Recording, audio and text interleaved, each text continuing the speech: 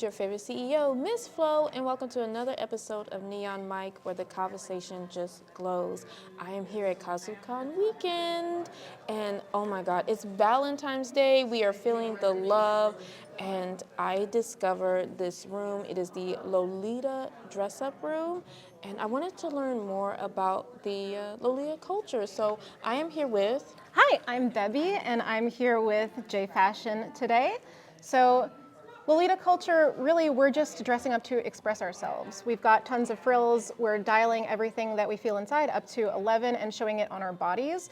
Obviously, today I'm wearing something a little sweeter, but we've got plenty of people here today in more gothic attire and more classical attire, something you might think of as Victorian style. So there's plenty of ways to express yourself and whatever's inside on your outside.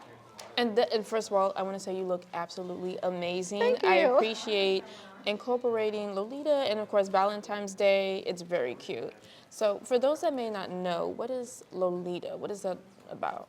Yeah, so Lolita fashion is a street style that kind of emerged in its recognizable form in the 80s in Harajuku, specifically in Japan. It was really a way for young girls to start expressing themselves against these rigid societal norms of being a proper lady and getting married and forgetting about your hobbies in the venture of like becoming a housewife and rearing children. So like while it's got those roots, and it's kind of got a punk element in that counterculture, really, you can wear it for whatever reason you want. Wow, it's like, that's very interesting to hear, because it's very rebellious, and when you think of punk, you're thinking spikes, you're thinking something that's more distorted and, something that would be considered tougher. Yeah. But it's like to see, like, it's a softer look. It is a protest to a norm or like cultural norms, and it's just allowed people to be aesthetically themselves. I really like that. Yeah, absolutely. It really is just all about rejecting what people want to put onto you and putting whatever you want onto yourself. So while it is still a very feminine style in many aspects, it is your femininity. It's not somebody else's idea of what feminine should be. Nice. And how long have you been taking part of the Lolita culture? I mean, I've been into it since I was in middle school, but I've been properly wearing it for maybe about 15 years. That's quite a while. So I've seen a lot of trends come and go, and where it's at now, I think, has really been a great evolution. Oh, nice, nice. And I see that you guys have everything set up here for people to give it a try. So if someone were to try it for the first time, what advice do you have for like them building their look? Yeah, absolutely. So especially with this try-on here today, fashion can be an expensive endeavor, especially as something that you want to express many parts of yourself. So for the fashion try-on here, we have several different styles that people can choose to sort of see what they might like to encompass in their own wardrobe adventure. The three main substyles that we have going on, there's sweet, as I mentioned, classic, and gothic, and they've all got their own twist, and you can twist and turn those further as you like. So you can even get a harder, more punk look as well. But if you're looking to start your wardrobe, I would really just start with one thing that you think you really like, and then branch out from there with pieces. Nice. And then I realized, like, as I was watching you earlier, as my mentee was photographing you, is that it's not just about the look. There's a certain pose and personality that comes with it. So if you could just kind of demonstrate some of the poses that you were doing. Absolutely.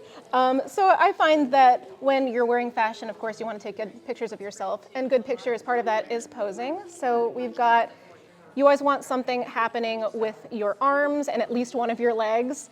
If you've got a prop, you can use your prop as well. Oh, yeah. That's so cute. She's also dressed up. So we can use her as a little prop.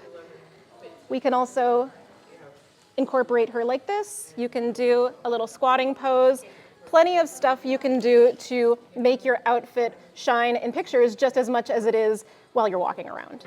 Nice. And then I was okay, so we're going to try to work on my posing. Okay. Because it's like, so if I know this is not Lolita, it's no, more that's like... okay. You've got a cool outfit going on. So I think something that we can do, which is very vogue, what I like to do when I'm wearing a cool outfit, is get your stance a little wider and not quite hands on the hips, but hands a little in front of the hips to get kind of a snatched situation. Fair. Okay. Yes. So this is very magazine, and then you would give the camera kind of like a stink eye. You're too cool for it. Am I giving it? Am I serving it? Okay. Excellent. No, that's perfect. You have understood the assignment. There we go. Bam. Screenshot. Nice. And then, how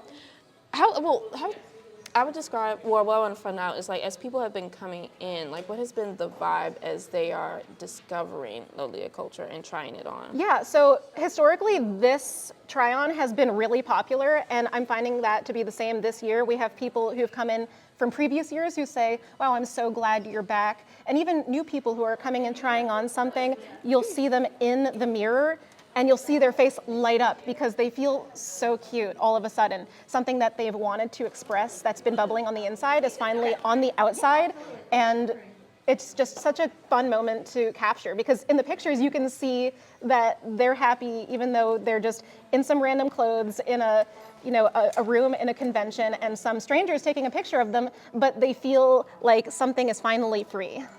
That's beautiful. I love to hear that. Yeah. And I'm just curious, like I know this is primarily feminine and for like women and historically like women rebelling, but is there like a boy Lolita? Yes, so there's actually a few styles that are more masculine that lean into this Lolita sphere and street style sphere, which are going to be kind of a boyish style called oji, which means prince in Japanese. So think of it as like the elegant younger brother to Lolita or the elegant twin brother to Lolita. You'll see a lot of like sock garters and like pantaloons, and they just look like fine strapping young lads. And then there is the more adult one, which is going to be elegant Gothic aristocrat, which if you think maybe like what you'd see in a vampire period piece, we've got these long coats and these like little waist vests and some nice kind of Oxford pointy shoes.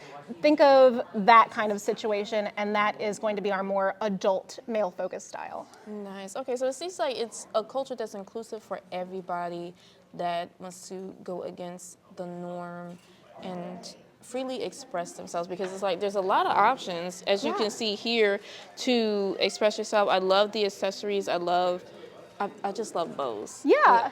For the most part, that's just my thing. And of course, above all, it's about expressing yourself and having fun. So there really are no boundaries as to who can access that. That wouldn't be part of like the culture, really. Yeah, it's welcoming and inclusive for everyone. Yes. And that's a beautiful sentiment to wrap up on. Thank you for speaking with me today. Absolutely. Where can we, is there like a page dedicated to Lolita if people want to follow or learn more about it? Yeah, so locally we have our Northern Virginia Lolita Facebook page. There are tons of Facebook pages as well as the Charm City Facebook group. Basically, all of the regions have their own pages if you like to join and learn more about it and join the communities. Facebook would probably be the best avenue to go to for now.